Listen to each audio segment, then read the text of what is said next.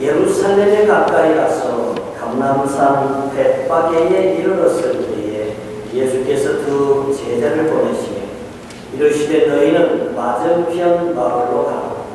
그리하면 곧 매인 나귀와 나귀 새끼가 함께 있는 것을 보리니 풀어 내게로 끌고 오라. 만일 누가 무슨 말을 하거든 주가 쓰시겠다. 그리하면 즉시 보내리라 하시니 이런 선지자를 통하여 하신 말씀을 이루려 하시니라. 이르시되 시온 딸에게 이르기를 내 왕이 내게 임하나니 그는 겸손하여 나귀 곧 멍에 매는 짐승의 새끼를 탔도다 하였느니라. 제자들이 가서 예수께서 명하신 대로 하여 나귀와 나귀 새끼를 끌고 와서 자기들의 겉옷을 그 위에 얹으매 예수께서 그 위에 타시니 무리의 대다수는 그들의 겉옷을 길에 펴고 다른 이들은 나뭇가지를 메어 길에 펴고 앞에서 가고 뒤에서 가는 무리가 소리 높여 이르되 호산나 다윗의 자손이여 찬송하리로다. 주의 이름으로 오시는 이여 가장 높은 곳에서 호산나 하라. 대로 성탄절이 있습니다. 그리고 부활절이 있습니다. 그리고 추수감사절, 이 세 가지가 제일 큰 절기가 되겠습니다. 그 외에도 성탄을 준비하는 대강절이라고 하는 절기가 있는데 성탄절 안에 크게 포함이 된다고 볼 수가 있겠습니다. 또 성령께서 강림하신 날을 기념해서 지키는 성령 강림 주일이 있습니다. 그런가 하면은 개신교회에서는 10월 마지막 주일을 기해서 종교 개혁을 기념하는 주일로 지키기도 합니다. 오늘 이 종려 주일은요, 부활주일이 있는 한 주 앞에 해마다 지키는 주일이 되겠습니다. 이 종려주일을 시작으로 해서 이제 고난주간이 일주일 계속이 되고 그리고 부활주일을 맞이하게 됩니다. 왜 종려주일이 되었는가? 그거는 종려나무, 팜추리 가지를 들고 사람들이 막 흔들면서 예수님을 환영을 했던 그 광경을 따서 종려주일이라고 부르게 되었습니다. 사실 예수님께서 예루살렘에 처음 가신 건 아닙니다. 생애에 몇 차례 예루살렘을 방문하셨습니다. 그런데 종려주일에 예루살렘 입성은 특별히 의미가 있습니다. 그것은 평민으로서의 입성이 아니라 예루살렘의 이스라엘의 온 인류의 왕으로서 구세주로서의 입성하는 그런 의미가 있었고, 사람들도 그날 환영하는 의미가 다른 뜻이 아니라 주의 이름으로 오시느니 메시아로, 우리의 구세주로, 영원한 왕으로 오시는 그 다윗의 후손으로서 세이비얼, 구세주로서의 왕으로서의 환영을 담아서 종려가지를 흔들고 겉옷을 벗어서 길바닥에 깔고 어린 나귀를 타고 오신 예수님을 열렬히 환영을 했던 것이 바로 종려주일의 효시가 되겠습니다. 그래서 우리가 그 예루살렘 현장에 그 메시아 왕을 환영하던 그 어린이들과 많은 믿음의 사람들이 열렬히 환영했던 그 그림을 잠깐 본 다음에 아주 짧아요. 한 30-40초밖에 안 되니까 집중해서 한번 보고 계속해서 종려주일에 관한 말씀을 듣도록 하겠습니다.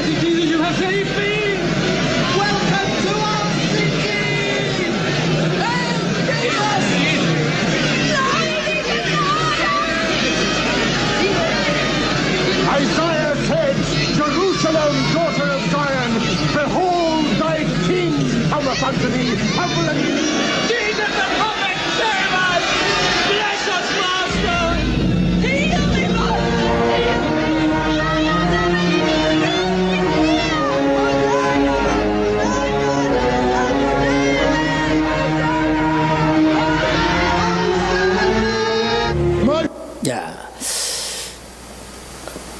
당시에 그 6월절에는 수만 명의 인파가 예루살렘에 모였습니다. 왜냐하면 외국에 있던 유대인들도 명절을 지키려 왔기 때문입니다. 그리고 이방인 중에서도 유대교를 개종한 사람들이 6월절을 지키러 예루살렘에 왔습니다. 그 중에서 예수를 믿는 많은 사람들이 군중을 이루어서 열렬히 환영을 했던 것입니다. 그러면 제가 여기서 질문을 하나 드리겠습니다. 예수님이 예루살렘에 들어가는 방법이요, 전에는 걸어가셨어요. 도보로 제자들하고 걸어서 가셨어요. 실제로 그 감람산에서 예수님 그 예루살렘 성이 있는 곳까지는 이렇게 마주 보입니다. 이렇게 여기서 뭐 덮어린 정도나 될라나요? 이렇게 보입니다. 한 300-400m, 멀어야 한 400-500m 밖에 안 됩니다. 그 길도 잘 닦여져 있어요. 걸어 다니셨어요. 그리고 로마의 개선 장군이나 왕들이 전쟁에서 승리를 하고 많은 군인들을 데리고 개선할 때에는 말을 타고 아니면 말이 끄는 마차를 타고 아주 폼나게 영광스럽게 그렇게 입성을 했습니다. 근데 지금 예수님은 말을 타지 않았습니다. 그날은 그렇다고 걸어가지도 않았습니다. 아주 나귀를 탔어요. 여러분, 요즘 또 우리가 이렇게 시골 같은데 아니면 선교지 같은데 가면 나귀를 와요. 당나귀는요 말보다 작아요. 말이 키가 이만하면은 당나귀는 요만해요. 그런데 나귀도 큰 나귀가 아니고 어린 나귀, 쬐끄만 나귀를 타고 입성하셨다 그랬어요. 왜 그랬을까요? 질문. 왜? 말을 탈 수도 있었는데 안 타고, 걸어가실 수도 있었는데 걸어가지 않고, 하필이면 작은 당나귀를 타고 자기 성에, 왕국에, 수도에 왕이 지금 들어가시면서 열렬한 환영을 받으면서, 백성들의 환영을 받으면서 왕으로 들어가시는 이가 그렇게 어린 나귀를 탔을까 하는 것입니다.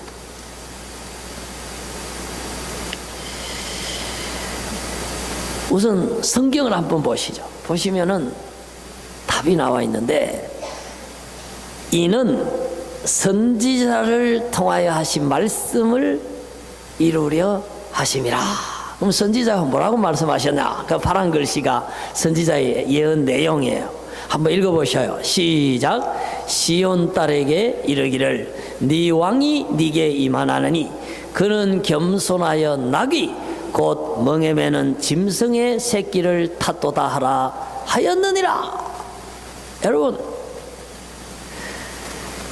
스가랴는 예수님 오시기 500년 전의 사람이에요. 여러분, 500년 전에 여기 토론토에 누가 살았을까요? 우리는 이름도 몰라요. 500년 전에 여기 누가 살았는지 이름도 몰라요.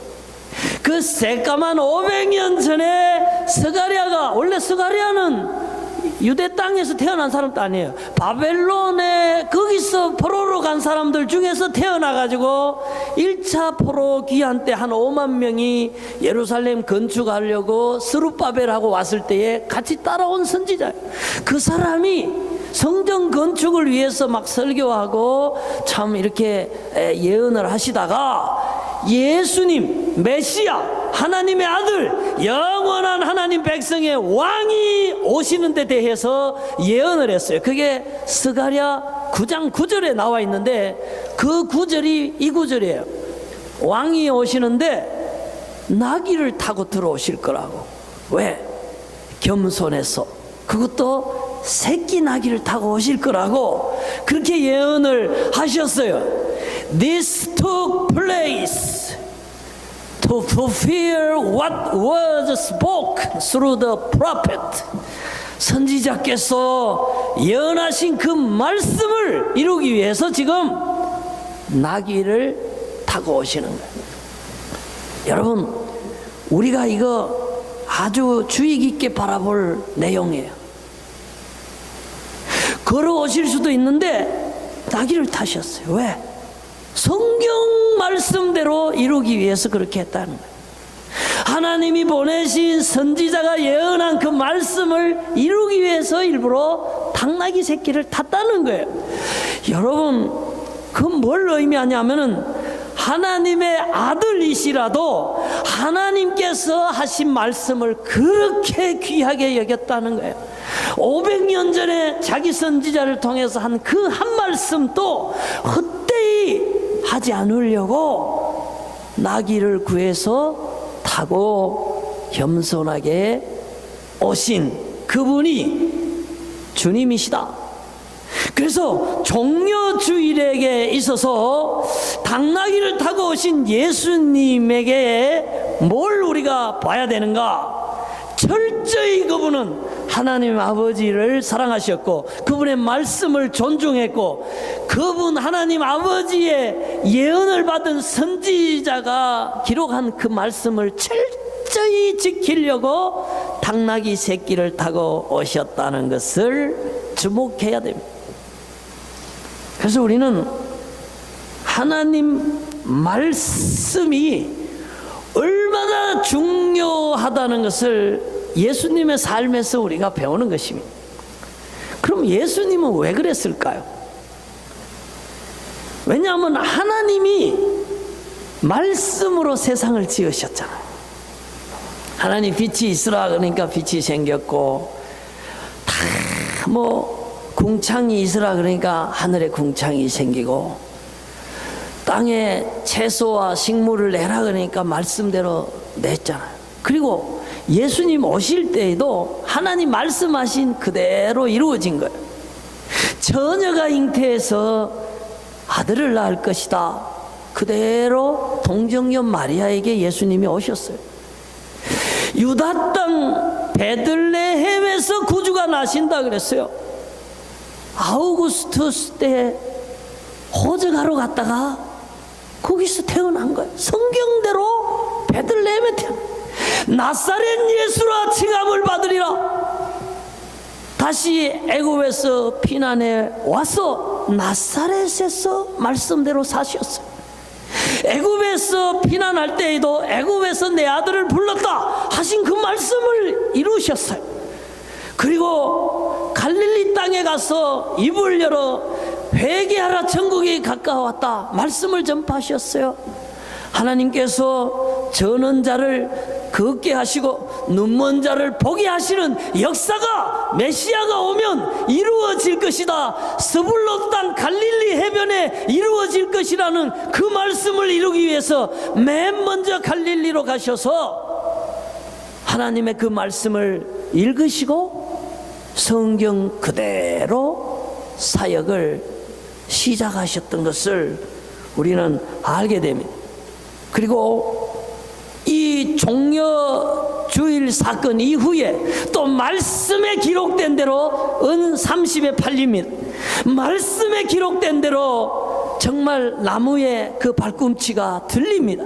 그 이후에 말씀하신 예수님의 그 말씀 그대로 3일 만에 다시 부활하십니다.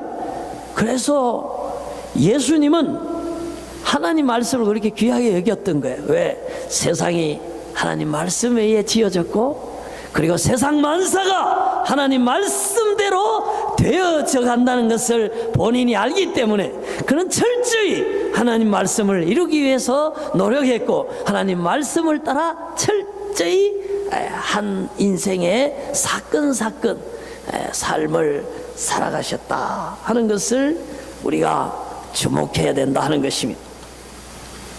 제가 언제 그 수요일 날 교회 오신 분들한테는 잠깐 The Book of Elijah 하는 영화에 대해서 제가 얘기한 적이 있어요. 1910년에 헐리우드에서 방영한 작품인데 재밌어요. 아주 재밌어요. 한번 보셔요. 뭐 이런 거예요. 뭐 세상이 무슨 핵전쟁이 일어났는지 해서 미국의 서부 일대가 완전히 다 사람들이 살 수 없는 거의 황폐한 지역이 되었는데, 그 중에서 아주 명이 긴 소수의 사람들이 살아남았어요. 근데 생존을 위해서 빵을 구하고 물을 얻어야 되는데 없는 거예요. 오염되지 않는 빵이나 물이 너무 귀한 거예요. 그래서 물을 한 통 이렇게 얻는데요, 옷을 갖다 벗어주고 금은 반지 시계 다 갖다 주는데 겨우 물 한 병을 주는 거예요. 이제 그런 상황이에요. 그런데 이 주인공 엘라야가요, 다 뭐 가진 거 다 주면서 생필품이나 음식물을 사 먹으면서도 한 가지 팔지 않는 게 있어요. 그 배낭에 메고 다니는 책이 있어요. 그게 The Book이에요. The Book of Elijah. 엘라야의 책이에요. 근데 이제 그 영화 보는 사람은 그 책이 뭔지 처음에 모르는 거예요. 근데 나중에 알고 보니까 그게 지구상에서 다 불타 없어버리고 유일하게 남은 한 권의 성경책이에요. 근데 이 엘라야가 이 성경책을 어떻게 하든지 지켜가지고 문명이 있는 곳에, 사람이 살 수 있는 곳으로 가서 이 마지막 남은 이 성경을 전하려고 목숨을 걸고 이 성경을 악당들로부터 이제 지키는 거예요.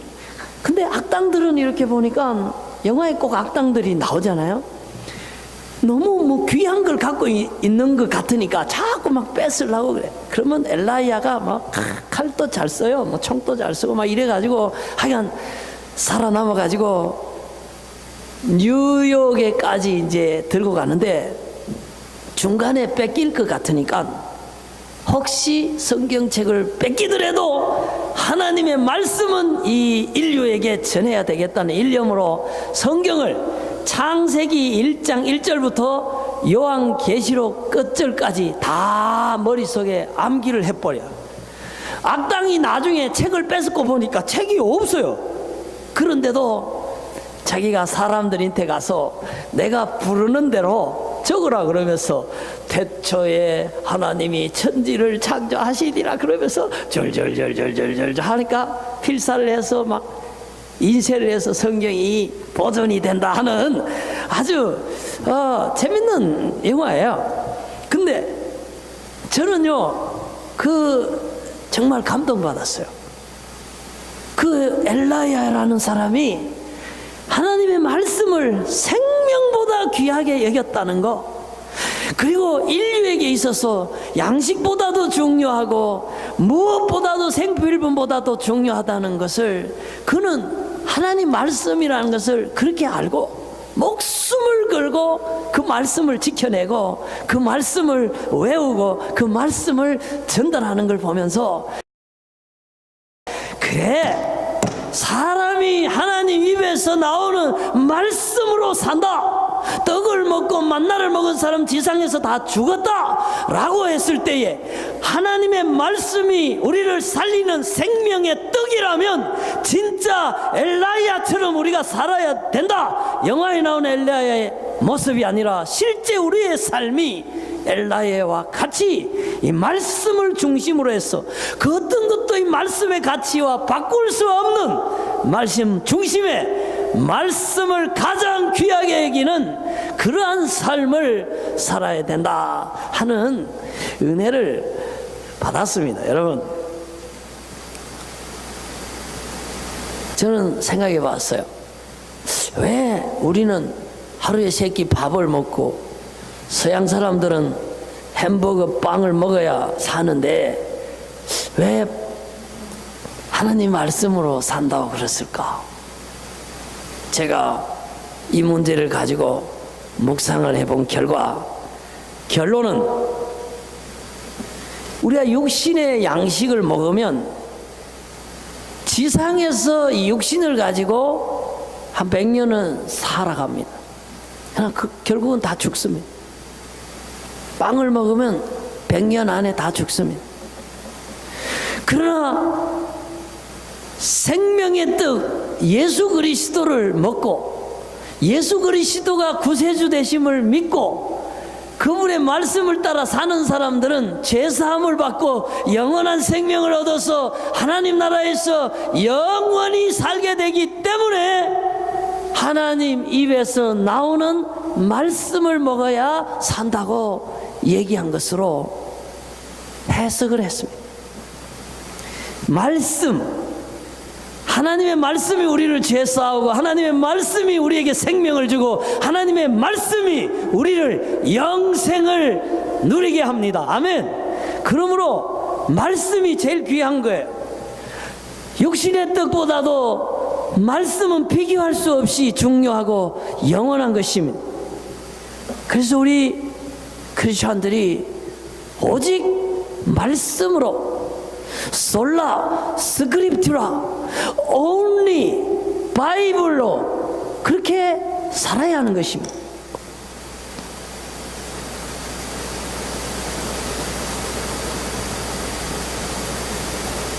제가 하나님 말씀대로 살아야 된다고 할 때에 우리가 주목해야 할 게 나는 하나 있다고 생각합니다. 특별히 종려주일과 관련해서 하나님 말씀대로 사는 사람들에게 있어서 이 종려주일을 맞이하면서 특별히 유념해야 될 사항이 저는 있다고 생각합니다. 그게 뭐냐면은 예수님께서 하신 말씀이에요. 특별히 재판을 받으면서 판사 앞에서 피고로서 말씀하신 그 말씀이 굉장히 의미가 있는 말씀이라고 생각합니다. 여러분 한번 보실까요? 예수님이 예루살렘에 입성했을 때에 예수님을 메시아로 믿고 다윗의 그 예언된 구세주로 진짜 이스라엘의 영원한 왕으로 맞이한 사람들에게는 굉장히 그 예수님 입성이 환영받을 만한 그런 아주 구원의 사건이었습니다. 그러나 당시에 정치 권력을 잡은 사람들에게는 예루살렘 그 입성, 예루살렘의 사람들이 환영하는 게 아주 위험한 일이었습니다. 그러니까 못마땅한 일이었어요. 그 다음에 예루살렘 성전을 관리하는 종교 계급들, 특별히 종교세를 받아서 이익을 챙기는 그런 사독 계통의 사람들에게는 아주 불미스러운 일이었어요. 자기들이 가진 기득권을 다 혁명을 통해서 뒤엎어버릴 만한 그런 위험한 인물이었어요. 그래서 이 종교 세력 그리고 정치 세력 중에서 예수가 민중들의 후원을 받으면서 지지를 받으면서 왕으로 혹은 종교 지도자로 부상한 것을 정치 지도자들도 싫어하고 당시 사독계통의 종교 지도자들도 싫어해서 두 세력이 야합을 합니다. 그래서 예수를 죽이려고 합니다. 그래서 첫 번째 열린 시도가 종교재판입니다. 산헤드린 재판입니다. 오늘 지금 이 문답은요 재판이에요. 판사가 묻고 피고가 답하는 재판이에요. 그리고 이 재판은 이미 결론은 정해져 있었어요. 예수를 죽인다, 제거한다, 사형이다. 그럼 죄목은 뭘로 할 것인가? 죄목은 하나님을 모독한 것이다, 신성모독이다. 이미 죄목도 정해져 있어요. 그리고 이제 이 재판에서 신성을 모독하는 내용을 확인하는 쪽으로 신문이 진행이 됩니다. 대제사장이 그렇게 물었어요. 그러니까 신성 모독으로 몰고 가기 위해서 딱 핵심만 그렇게 물은 거예요. 하나님께 맹세하고 말해라. 네가 하나님의 아들이냐? 그리스도냐? 우리에게 말하라. 이게 질문의 핵심입니다. 네가 하나님 아들이냐? 네가 그리스도도냐? 여기서 예수님이 예스 하면 사형이에요. 그거는 뭐 누가 삼척동자가 봐도 다 아는 사실이에요.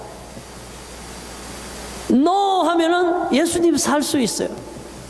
그러나 사실이 아닌 살기 위해서 거짓을 답하게 되는, 진실을 말하면 죽어야 하고 거짓을 말하면 살 수도 있는 이런 중요한 사형을 앞두고 재판하는 자리에서 예수님이 하신 답변이 64절 답변이에요. 이거는 의미심장한 답변이에요. 죽음 앞에 한 대답이에요. 여러분 직접 녹색 글씨 한번 읽어보셔요. 예수께서 이르시되 내가 말하였느니라. 그러나 내가 너희에게 이르노니 이후에 인자가 권능의 우편에 앉아있는 것과 하늘 구름을 타고 오는 것을 너희가 보리라 하시니. 여러분, 예수님이요, 네가 말하였느니라. 예스, 내가 하나님 아들이다, 내가 그리스도다. 뿐만 아니라 한 가지 더 얘기했어요. 하나님 권능의 오른편에 앉아있는 것을 너희가 볼 것이다.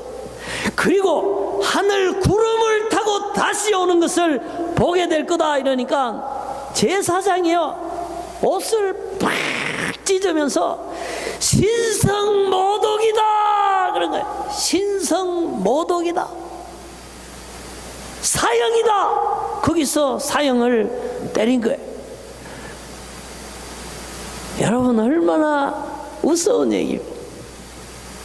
하나님의 아들이 세상을 구원하려고 와서 내가 하나님 아들이라고 얘기하는데 그 아들을 몰라보고 사형을 언도하는 그 자가 자기가 신성을 모독하고 있는데 하나님 아들 보고 신성을 모독했다고 하는 이런 역사의 아이러니, 역사의 모순, 이 잘못된 것을 우리가 지금 보고 있습니다.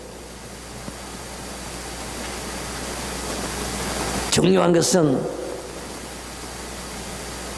우리 예수님께서 죽을지언정 그가 하신 진실한 말씀이 뭔가? 그분 하나님의 아들이라는 것, 그가 우리의 그리스도 구세주라는 것, 그리고 하나님 우편에 앉아 계시다가 다시 세상을 심판하러 오시겠다고 하는, 죽을 걸 알면서도 사형에 해당되는 것을 알면서도 그가 그렇게 말씀을 하셨어요. 그게 중요하다는 거예요. 왜 중요한가? 이제는 예수님이 하나님 우편에 앉아 계시다가 세상을 심판하러 오신다고 하시니 이 말씀이 성취될 날만 남아있기 때문입니다. 왜? 지금까지 아까 내가 얘기했잖아요. 종려주일이기까지 하나님 말씀이 다 응했어요. 처녀에게 잉태했어요. 베들레헴에 났어요. 애굽으로 피난 갔어요. 애굽에서 불렀어요. 나사렛 예수라 칭하리라 부름을 받았어요. 갈릴리 땅에 그 그느질 땅에 복음이 전파되리라고 소경이 눈을 뜨는 일이 있을 거라고 다 말씀대로 됐어요. 낙이 새끼를 타고 입성한다는 말씀대로 됐어요. 발꿈치가 말씀대로 십자가에 돌렸어요. 말씀대로 부활하셨어요. 말씀대로 하나님 나라로 가셨어요. 이제 남은 말씀은 그가 다시 구름을 타고 오신다는 한 말씀만 남아 있었어요. 여러분, 우리가요 이 말씀을 쳐다봐야 됩니다. 이제는 이 말씀이 이루어질 날이 멀지 않았습니다. 이제 때는 이 말씀이 다 성취될 이러한 때를 우리가 살아가고 있습니다. 오늘 우리 왕장로님이 기도하시면서 복음이 온 세상에 전파되면 그제야 주님 오신다고 하셨다고, 이제 주님 오신 날이 가까운 이때를 우리가 사는데 믿음으로 살게 해달라고 기도하셨습니다. 여러분, 전에는 비행기가 없어서 세계 곳곳에 복음 전하러 갈 수가 없었어요. 가도 옛날에는 언어가 안 통하니까 복음을 저 부족들, 토인들 말을 알아들을 수가 없었어요. 근데요, 이제는요, 비행기가 세계 곳곳에 저 아마존 숲속의 토인들인데도 수륙 양용 경비행기가 물 위에, 아마존 물 위에 쫙 50m만 착륙하면 어디라도 다 들어가요. 지금은요, 성경 번역 선교사가 옛날처럼 20년을 살면서 문법과 단어와 문화를 배워서 성경을 번역하는 시대가 아니에요. 이제는 알파고가 이 세도를 이기는 시대. 어느 학자들이 집어넣는 문법 구조와 단어를 가지고요, 정보만 쫙쫙 집어넣으면은 1년, 2년, 3년 안에 부족의 언어가 쫙쫙 이제 번역이 되는 이러한 시대. 그리고 인간이 갖고 있는 거의 모든 언어와 문자로 이제는 성경이 오디오로 또 문자로 거의 번역이 거의 다 됐습니다, 여러분. 그건 여러분도 아시잖아요. 이제는 주님이요, 오늘 오셔도 주님 왜 이렇게 빨리 오셨습니까? 복음이 다 전파돼야 오신다 그랬는데 왜 빨리 이렇게 오셨습니까? 얘기할 수 없을 정도로 100년 전만 해도 교통이 발달하지 않고 컴퓨터가 발달하지 않았던 100년 전만 해도 상상할 수 없었던 일들이, 재림에 관한 예언들이 다 이루어졌다는 거예요. 사우디같이 이란같이 선교사들이 못 들어가는 데에도 방송을, 주파수를 때려가지고 거기 있는 사람들이 방송을 듣고 회심하는 일들이 많이 일어나고 있어요. 옛날에 100년 전에 어떻게 가능해서 지금은 재림에 필요한 모든 요건이, 온 세상에 복음이 전파되리라고 하는 이 여건이 충족될 수 있는 테크놀로지와 모든 교통과 모든 미디어가 실제로 갖추어져가 있는 시대를 우리가 살아가는 거예요. 여러분, 주님께서 당신의 재림에 관해서 두 번째 예루살렘에 오시는 그 사건에 대해서 얘기하면서 길게 설교를 하셨어요. 짧게 하신 게 아니에요. 그리고 지혜 있는 사람이 성경을 들여다보고 세상을 보면 정확한 그날과 그 시는 몰라도 그 때가 대강 어느 때에 이 말이라는 것은 누구나 알 수 있는 너무나 많은 비유를 주님이 주셨습니다. 결론은 뭐냐면은 지금이 정신을 바짝 차려야 할 때, 우리 살아 생전에, 내가 죽기 전에, 내 숨이 육신에 있을 때에 예수님이 재림할 수도 있는 그런 긴박한 세월을 우리가 역사에 유례없는 재림의 환경이 성숙된 그러한 시대를 살아가고 있다는 것을 깨달아야 됩니다. 여러분, 땅 밑에 지금 마그마가, 용암이 부글부글 끓고 어디로 지나가냐면은 저기 남미, 중미, 태평양 바닷가를 걸쳐서 저 캘리포니아에서 저 시애틀, 밴쿠버까지 이렇게 지나가고요. 중국 쪽에는 스촨성 밑으로 해서 쫙 그 지진대가 지나가고 있습니다. 언제 터질지 몰라요. 근데 요 태평양의 해변에도 벌써 한 20년 안에 큰 게 하나 터진다 그랬는데 지금 20년이 됐는데 아직 안 터지고 있기 때문에 그쪽 사람들은 좀 조심해야 돼요. 스촨성에서 지진이 일어나가지고 2005년 5월 12일에 6만 9천 명이 죽었다고 중국 당국이 발표했어요. 실종자가 18,000명이에요. 그러니까 축소해가지고 한 9만 명 정도가 없어진 거예요. 죽은 거예요. 그러니까 실제는 10만 명 이상이 다 죽은 거예요. 근데 지진학자들도 몰랐어요. 스촨성이 지진대라는 걸 알았지만 그때 큰 지진이 올 걸 아무도 몰랐어요. 근데요, 대지진이 있기 3일 전에 두꺼비가요, 갑자기 어떤 약 만드는 제약회사 마당에 수만 마리가 두꺼비가 나타난 거예요. 땅속에 두꺼비가 일제히 다 올라온 거예요. 그래서 사람들이, 야, 저 두꺼비가 왜 저렇게 많이 나타났냐 해서 막 방송에서 신기하다고 찍고 그랬어요.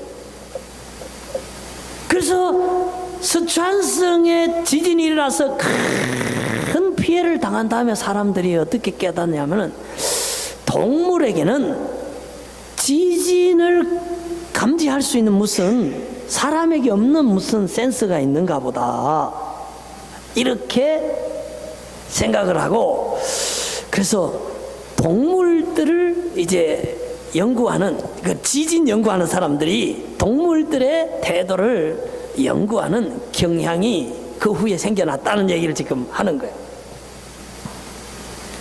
사랑하는 성도 여러분, 예수님의 재림이 스촨성 지진처럼 임해서는 안 될 것입니다. 아무 준비 없이 있다가 갑자기 멸망하는 이러한 일이 있어서는 안 될 것입니다. 예수님이 재림하실 때에 종려가지를 손에 들고 열렬히 주의 이름으로 오시는 이여 환영하면서 정말 주님을 맞이하는 성도가 되시기를 주의 이름으로 축원합니다. 제2의 종려 주일이 있을 재림의 그날에 들림받는 그런 복받은 성도가 되시기를 주의 이름으로 축원합니다. 아멘. 여러분, 제가 한 말씀만 드리고 마치겠습니다. 재림과 더불어서 주신 비유가 몇 가지 있는데 그 중에 하나가 열처녀 비유잖아요.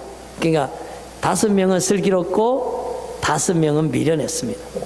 근데 그 미련한 처녀가요, 난 크리스찬이 아닙니다. 여러분, 신랑을 알아요. 신랑이 오는 것을 기다리고 있는 사람이에요. 그런데 문제는 기름을 준비 못한 거예요. 등불을 준비 못한 거예요.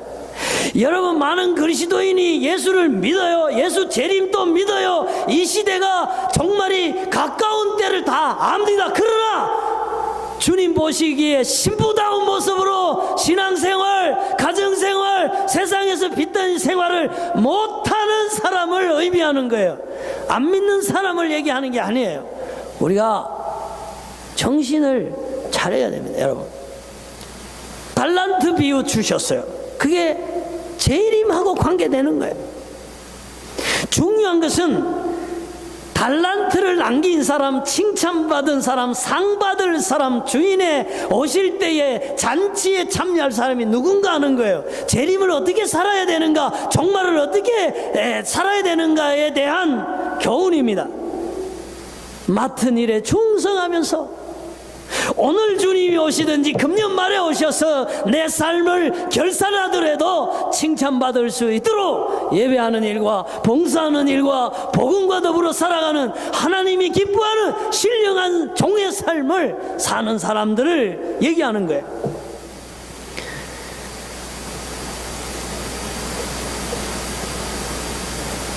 우리 성경 한 구절 읽고 오늘 마쳤으면 좋겠습니다. 같이 읽어보시죠. 시작. 그때에 2사람이 밭에 있음에 한 사람은 데려가고 한 사람은 버려둠을 당할 것이요 2 여자가 맷돌질을 하고 있음에 한 사람은 데려가고 한 사람은 버려둠을 당할 것이니라. 그러므로 깨어 있으라. 어느 날에 너희 주가 임할는지 너희가 알지 못함이니라. 여러분, 같이 밭에서 일한다, 같이 맷돌질을 한다. 얼마나 친한 사람입니까? 얼마나 가까운 사이입니까? 그런데 한 사람은 영광스럽게 휴거합니다. 영광스럽게 주님이 그 마련한 나라의 생명의 유업을 누립니다. 그러나 다른 사람은 버려졌어요. 이게 마지막 날에 일어날 사건입니다. 그날에 주님의 선택을 받는 신부의 삶, 휴거하는 삶, 천국의 삶을 누리는 제2의 종려주의를 열렬히 환영함으로 맞이하는 저와 여러분 되시기를 주의 이름으로 축원합니다. 아멘. 기도하겠습니다.